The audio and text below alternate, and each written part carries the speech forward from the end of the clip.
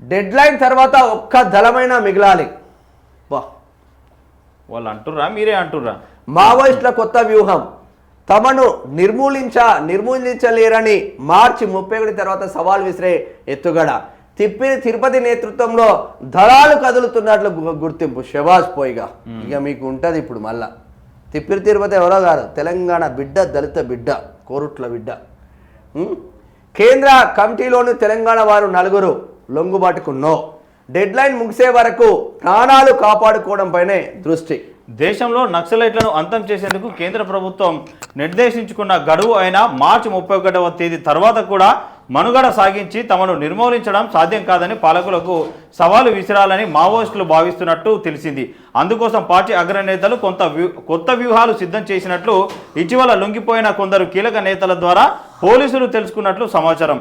పార్టీని నడిపిస్తున్న అగ్రనాయకత్వం దళాలను కాపాడుకోవడానికి కొత్త ప్రాంతాలకు తరలిస్తున్నట్లు తెలిసింది. పోలీసులు ఊహించని ప్రదేశాలకు వెళ్ళి తలదాచుకోవాలని వీళ్ళు ప్లాన్ చేస్తున్నారట. వాస్తవంగా వాళ్ళు అనుకుంటురా? అందుకే కొన్ని దళాలు లొంగిపోకుంటున్నాయా మరి చూడాలి.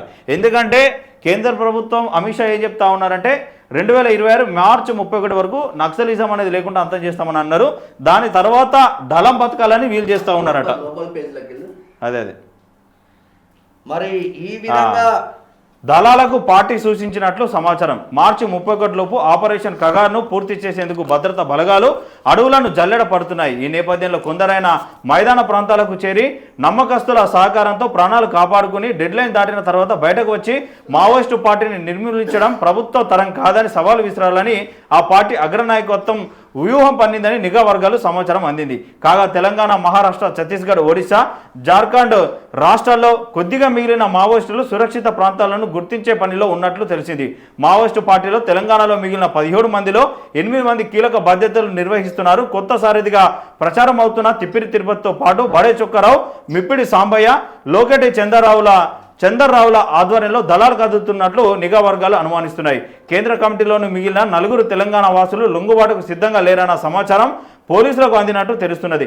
కమ్యూనికేషన్ వ్యవస్థ దెబ్బతినడంతో కొద్ది మందితోనే పార్టీ ముఖ్యులు కదులుతున్నారని, తిరుపతి వద్ద సైతం 20 మందికి మించి దళ సభ్యులు లేరని నిఘా వర్గాలు భావిస్తున్నాయి. రాయ్పూర్లో గత నెలలో జరిగిన డీజీపీ సమావేశంలో మావోయిస్టు పార్టీపై చర్చ జరిగినట్లు సమాచారం. ఏ రాష్ట్రం వారు వచ్చినా ఆహ్వానిస్తామని తెలంగాణ పోలీసులు ప్రకటించడంతో లొంగుబాటుకు సిద్ధంగా ఉన్నవారు ఇటువైపు అడుగులు వేస్తున్నారని వాళ్ళు చెప్పారట. మరి ఇక్కడ చాలా మంది ఇప్పటికే లొంగిపోయిలు. తెలంగాణ రాష్ట్రం నుంచి ఆషన్న కావచ్చు, మల్లోజుల వేణుగోపాలరావు కావచ్చు, నిన్న మొన్న లొంగిపోయిన కంకణాల రాజిరెడ్డి కావచ్చు, ఇక్కడ మాధ్వి హిడ్మా సొంత గ్రామమైన పువర్తి గ్రామానికి చెందిన మాధ్వి హిడ్మా సన్నిహితుడు బార్సే దేవ కావచ్చు, అనేక మంది లొంగిపోతున్నారు.